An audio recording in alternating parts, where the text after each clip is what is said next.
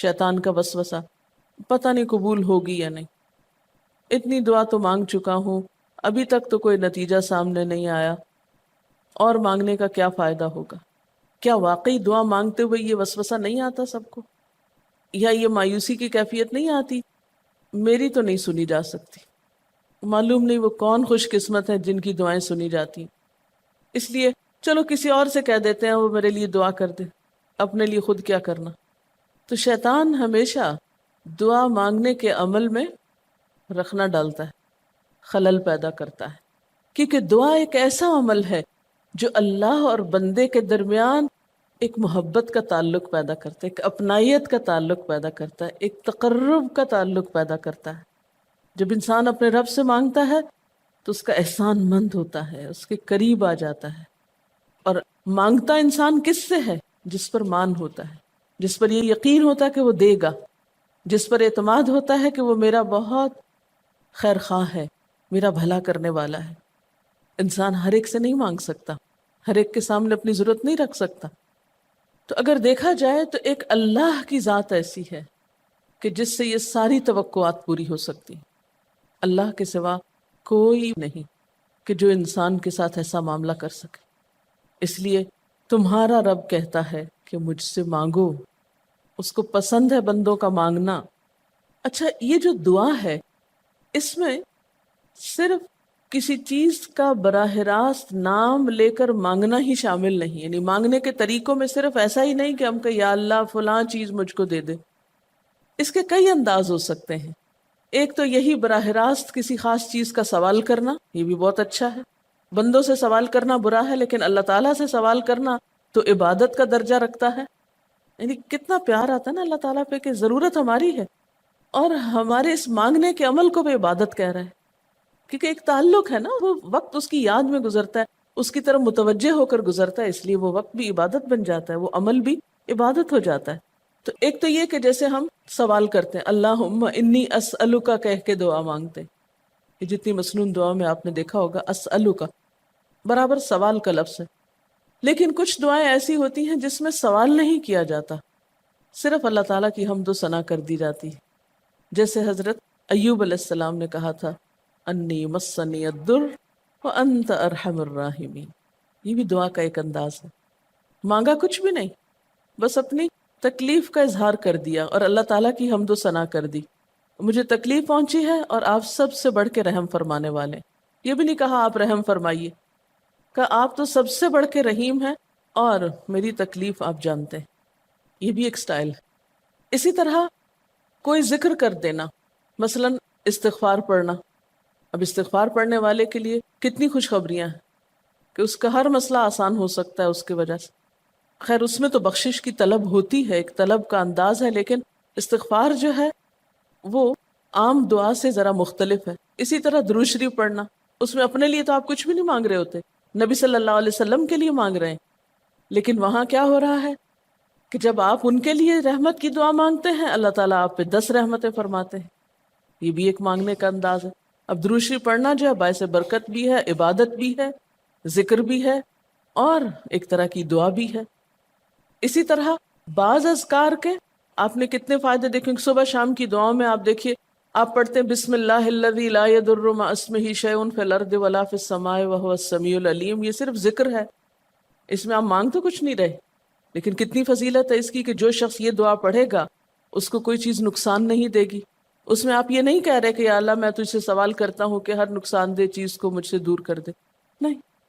پھر اسی طرح اللہ تعالیٰ کی حمد و ثنا کے جو کلمات ہیں، مثلا لا الہ الا اللہ وحدہ لا شریک لہ لہ الملک ولہ الحمد وہو علی کل شیء قدیر۔ عرفات کی حدیث میں آتا ہے کہ آپ نے فرمایا کہ عرفات میں میری دعا اور مجھ سے پہلے انبیاء کی دعا یہ کلمہ ہے، یہ لا الہ الا اللہ۔ اب اگر دیکھا جائے تو اس میں تو کوئی دعا کی بات نہیں، یہ تو صرف اللہ کا ذکر ہے۔ تو یہ بھی مانگنے کا ایک طریقہ، ہم مانگے کچھ نہیں، بس صرف ذکر کرتے رہیں اس کا بیٹھ کے۔ اسی طرح آپ دیکھتے ہیں کہ طواف کے دوران آپ کیا پڑھتے تھے، سبحان اللہ والحمد للہ ولا الہ الا اللہ واللہ اکبر۔ اب یہ دعا تو نہیں، یہ تو ذکر ہے اللہ کا۔ تو اللہ تعالیٰ کا ذکر کرنا، اس کی کتاب کی تلاوت کرنا، اس کو پڑھنا، علم حاصل کرنا، یہ ایسے اعمال ہیں کہ جن میں مشغول ہو کر انسان کے لیے کائنات کی ہر چیز دعائیں کرنے لگتی، طالب علم کے لیے بہت سی مخلوق دعائیں کرتی. آپ مشغول ہو گئے کسی اور کام میں، خدمت خلق میں یا علم حاصل کرنے میں، اور اللہ تعالیٰ کی مخلوق شروع ہو گئی آپ کے لیے دعائیں کرنا. عرش والے فرشتے آپ کے لیے دعائیں کرنے لگتے ہیں اگر آپ ایمان لا کر اچھے کام شروع کر دیں. تو اللہ سے مانگنے کے مختلف انداز ہیں، ڈائریکٹ مانگنا بھی اور مختلف عبادات کرنا بھی. اسی طرح وَاسْتَعِینُوا بِالصَّبْرِ وَالصَّلَاةِ، مدد مانگو صبر اور نماز سے. ٹھیک ہے، نماز میں انسان بہت سی دعائیں پڑھتا ہے، لیکن اگر مشکل وقت میں انسان صبر کے ساتھ نفل پڑھ کے اللہ تعالیٰ کا ذکر کرے اور اس کو سمجھ نہ بھی آئے کہ کیا دعا مانگو، کیونکہ بعض پریشانیاں ایسی ہوتی ہیں کہ انسان منہ سے کچھ نکال بھی نہیں سکتا، تو یہ نماز بھی کافی ہو جائے گی. وَقَالَ رَبُّكُمُ ادْعُونِي، اور تمہارا رب کہتا ہے مجھے پکارو. اور پکارنے کے کئی انداز ہیں. دل ہی دل میں پکارنا بھی آتا ہے، چپ کے پکارنا بھی آتا ہے، اونچی آواز سے پکارنا بھی آتا ہے، اکیلے پکارنا بھی آتا ہے، سب کے ساتھ مل کے دعا کرنا بھی آتا ہے. کوئی دعا مانگ رہا ہو تو آمین کہنے سے بھی بات بن جاتی. مجھے یاد ہے کہ ایک دفعہ میں عمرے پر گئی اور طواف کے بعد جہاں میں نفل پڑھ رہی تھی، تو نفل کے بعد میں نے سوچا کہ میں اپنی دعا کرتی ہوں. اتنے میں ایک شخص عربی میں کوئی دعا مانگ رہا تھا. اتنی خوبصورت دعا تھی کہ میں نے ایسی دعا کسی سے نہیں کبھی سنی، اور میں نے صرف آمین کہنا شروع کر دیا. میں نے کہا یا اللہ، میری تو نہ زبان میں اتنی بلاغت و فصاحت ہے، نہ مجھے اتنی باتیں آتی ہیں، مجھے تو مانگنا بھی نہیں آتا، تو بس جو کچھ یہ مانگ رہا ہے مجھے بھی یہی دے دے. میں نے صرف آمین آمین آمین کہنا شروع کر دیا. یہ کتنا بڑا اس کا احسان ہے کہ ہم آمین کہہ کے بھی شامل ہو جاتے ہیں دوسروں کی دعاؤں میں. تو اسی لیے دعا کو عبادت کا نچوڑ کہا گیا، کریم، خلاصہ، ساری عبادت کا اوپر کا حصہ. اور ویسے بھی اگر دیکھا جائے تو ہر نماز میں بہت سی دعائیں ہیں. ہر موقع کی اللہ کے رسول صلی اللہ علیہ وسلم نے مختلف طرح کی ہمیں دعائیں سکھائی ہیں. سویرے جو آنکھ کھلتی ہے، سویرے کے اگر آدھی رات کو بھی کھلتی ہے، اس کی بھی دعا ہے.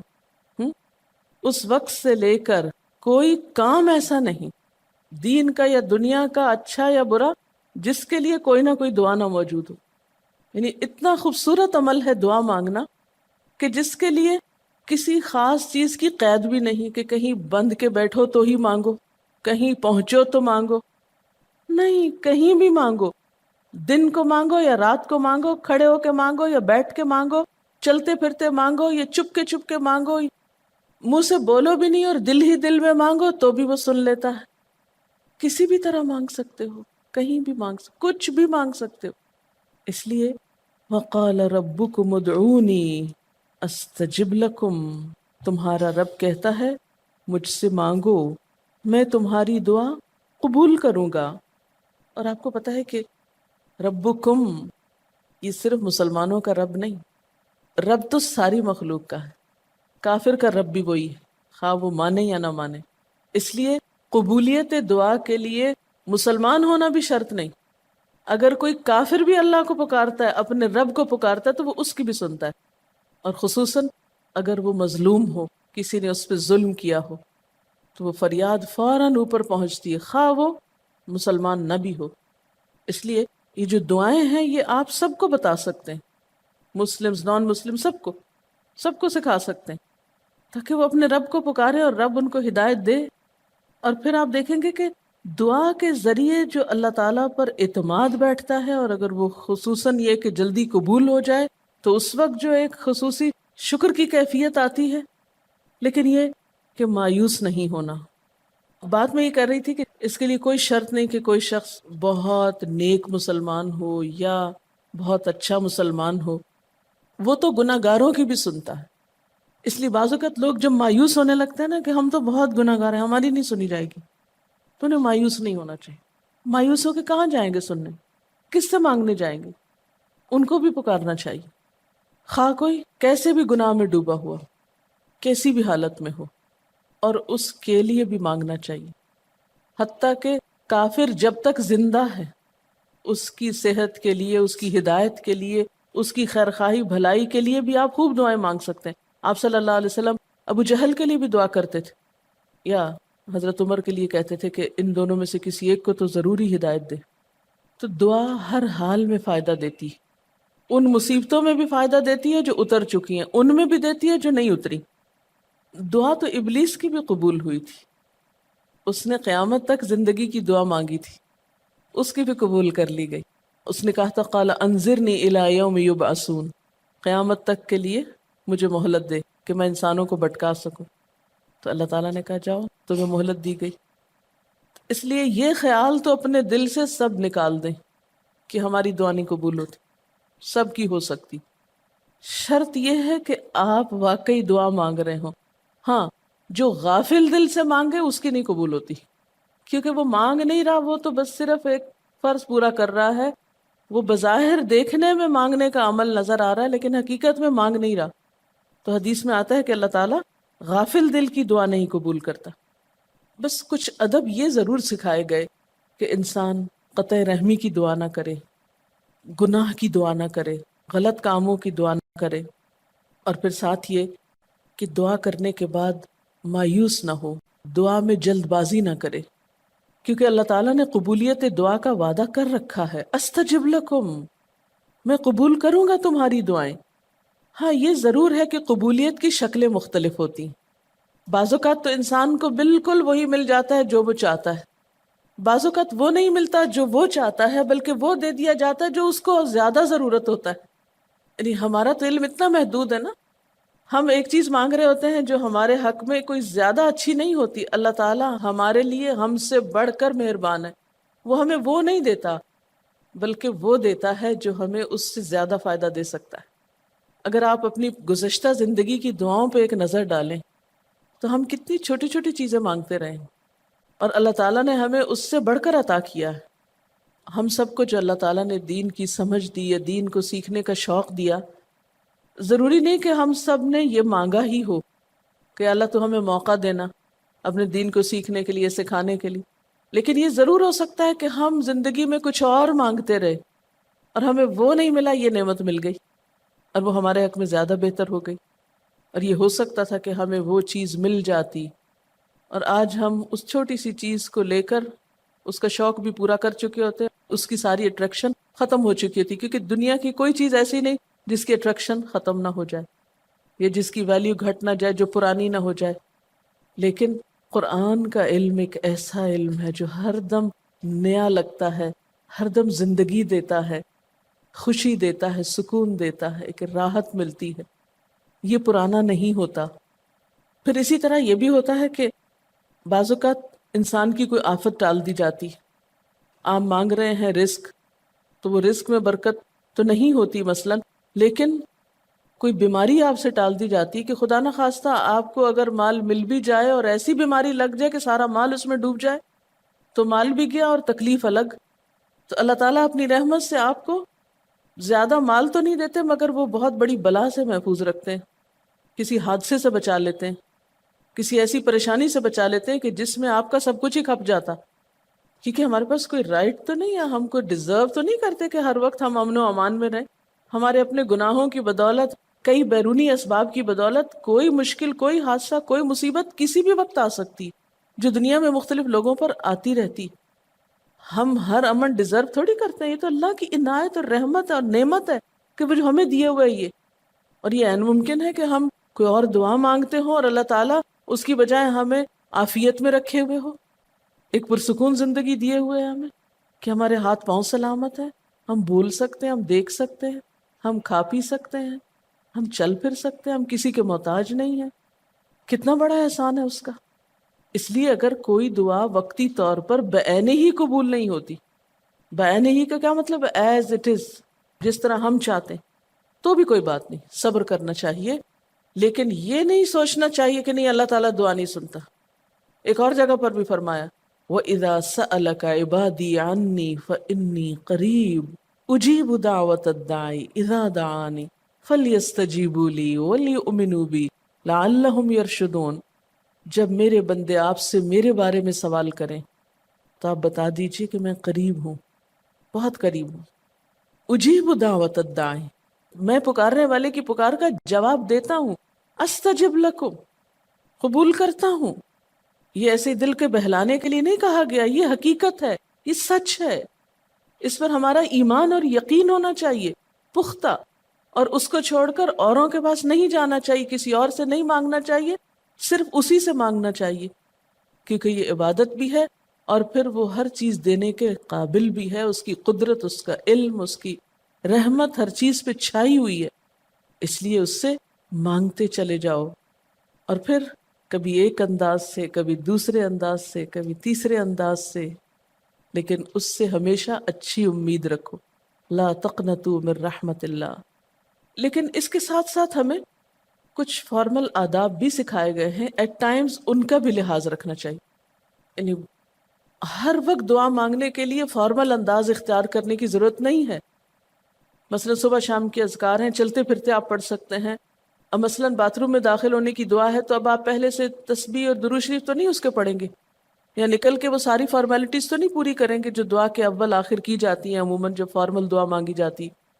تو ایٹ ٹائمز آپ بس ڈائریکٹ دعا مانگ لیں، ایٹ ٹائمز آپ پوری فارمیلٹیز کے ساتھ مانگ لیں، اور اس میں آپ دیکھیے کہ فارمل دعا مانگنے کا طریقہ کیا ہے کہ اللہ تعالیٰ کی حمد و ثنا سے شروع کیا جائے، نبی صلی اللہ علیہ وسلم پر درود بھیجا جائے، پھر اسی طرح یہ ہے کہ دعا میں عاجزی ہونی چاہیے، مانگنے کا انداز غالب ہونا چاہیے، شعر کے انداز میں چیخ چلا کے دعا نہیں مانگنی چاہیے، یا تقریر کے انداز میں دعا نہیں مانگنی چاہیے، امید اور خوف کے درمیان اعتدال کے ساتھ، پھر اسی طرح یہ کہ دعا میں مبالغہ آرائی نہیں کرنی چاہیے، پھر اسی طرح کچھ چیزیں ایسی ہیں کہ جن کا اگر اہتمام کبھی ہو سکے کبھی کبھار تو بہت اچھا ہے، اور خصوصی جو قبولیت کے اوقات ہیں ان کا لحاظ رکھتے ہوئے ان مواقع سے فائدہ اٹھانا چاہیے، مثلا رات کے تیسرے حصے میں یعنی سحر کے وقت، پھر اسی طرح اذان اور اقامت کے درمیان، صف میں کھڑے ہو کر، صدقہ کرنے کے بعد،